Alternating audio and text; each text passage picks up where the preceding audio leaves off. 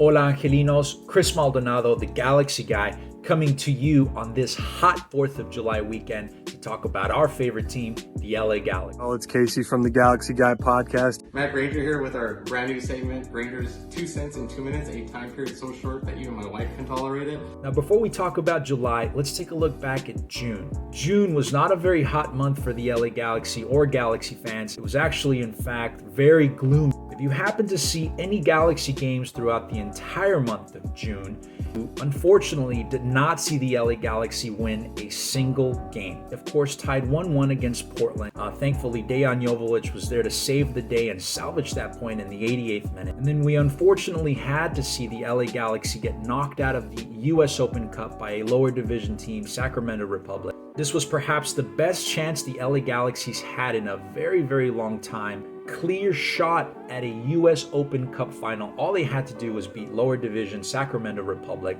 and then they would have had to face off against the second worst team in the entire Western Conference, SKC. Just like that, if they had beat those two teams, they would have been in a US Open Cup final.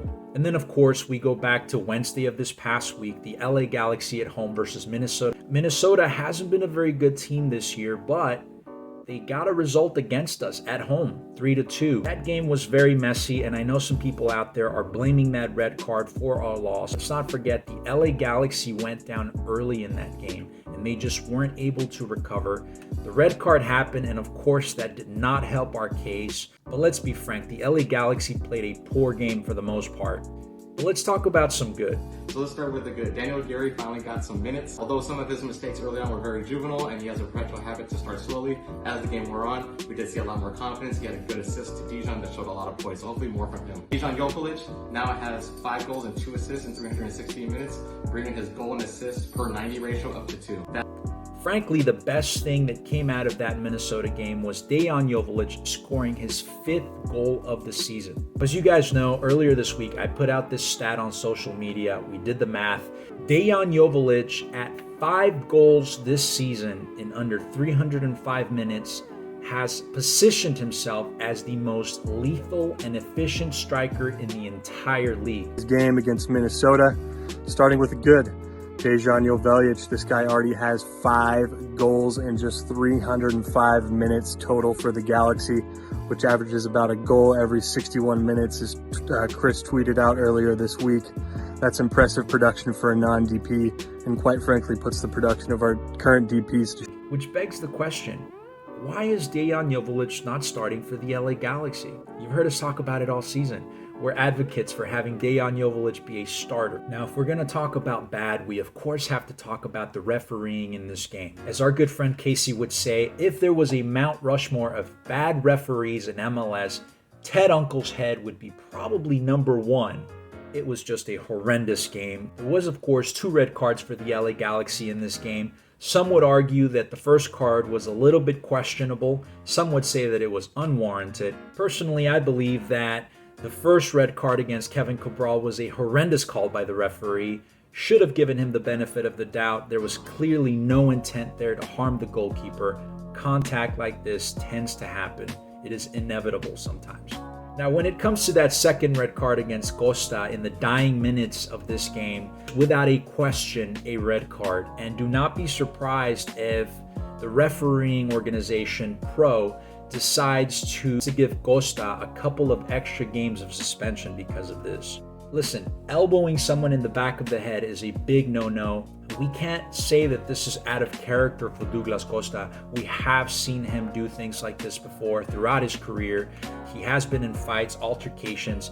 He has gone as far as spitting on other players. It's a big no-no for us. That is a bad. What's even worse is that now we're down 2 starters, 2 DPs. We have 2 very big games coming up. One against first place Montreal Impact, 4th of July. Of course, after that, we have the El Tráfico against LAFC, where we're going to need all hands on deck. Now on to that. You went to all the Galaxy home games this past 2 weeks, which was Portland, Sacramento, and then Minnesota. You didn't see them win once. That was the 2nd worst team in the West, a USL team, and the 3rd worst team in the West. What hurts the most is that a Sacramento player said that he thought that the Galaxy players did not take it seriously. Losing is part of the game, but not trying, that definitely shouldn't be part of the game. It was a big ripperoni for the Galaxy this week.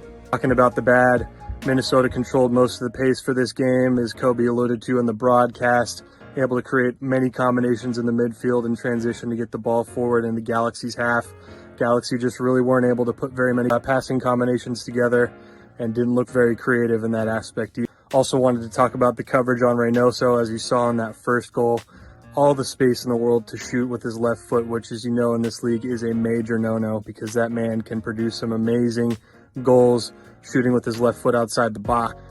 Now here's the ugly part, Galaxy fans. As it stands right now, the LA Galaxy sits in 6th place in the Western. Yes, that is still within the playoffs, but things are about to get very, very tight in the Western Conference. We have currently the Seattle Sounders in 7th place, just 1 point behind the LA Galaxy with 23 points. Now, as we know, the Seattle Sounders is usually a top 3 Western Conference team. They had a rough start because they had CCL competition. Seattle Sounders looks like they're back to business as usual, and they're steamrolling through teams in the West. Another team that is nipping at the heels of the LA Galaxy in the standing, just outside the playoff lines, we have the Portland Timbers sitting at 22 points. They are just 1 win from bumping into the playoffs and then bumping the LA Galaxy down. Behind the Timbers, we have Houston Dynamo at 21 points. They are within striking distance of the LA Galaxy. Below them in 10th place is Minnesota United, also at 21 points. And then in 11th place, you have the Vancouver Whitecaps at 21 points, which means that you have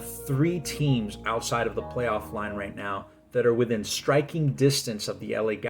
And then finally, the ugly. The ugly is going to be Greg Vandy's unwillingness to adjust his game plan. And when you have a striker that hot, it just seemed like a no-brainer that you should run a 2-striker set. You know, obviously failure is part of life, it's inevitable, but the option to learn from failure is optional. And it takes a lot of guts to do it. You have to tweak, you have to continue to improve. Inevitably, he's not doing it. Why? I don't know. Maybe because refusing to change is easy, and most people will do that. 2 cents in 2 minutes. Happy 4th of July. Go Galaxy. See you on Monday.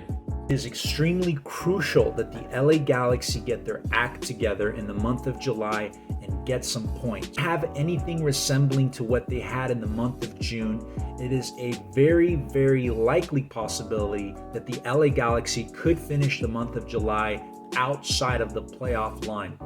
And we honestly can't have that. Well, folks, we hope to see you guys on Monday, July 4th, the LA Galaxy at home against first place Montreal Impact. It's going to be a good game. 4th of July games are always fun. We hope to see fireworks on the field as well as off the field after the game. So from all of us here at the Galaxy Guy podcast, we hope you guys have a phenomenal 4th of July weekend, and we hope to top it off with a win on Monday. Guys, have a good one.